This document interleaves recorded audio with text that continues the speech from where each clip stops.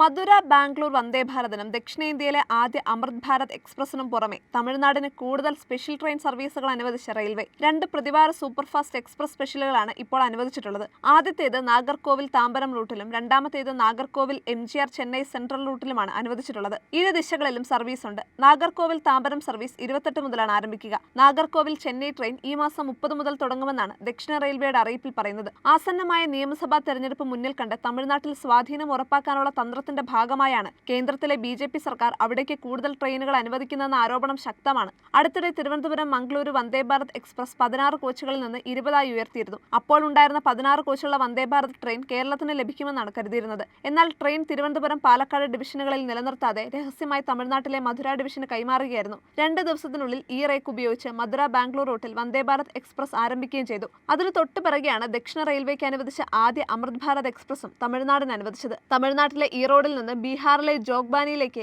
Service ആരംഭിച്ചു കഴിഞ്ഞു. കേരളത്തെ റെയിൽവേ അധികൃതർ നിരന്തരം അവഗണിക്കുകയാണെന്ന് ഇതിൽ നിന്ന് വ്യക്തമാണ്. ദക്ഷിണ റെയിൽവേയിലെ തമിഴ്നാട് ലോബിയുടെ അതിശക്തമായ സ്വാധീനവും ഇതിന് പിന്നിലുണ്ട്.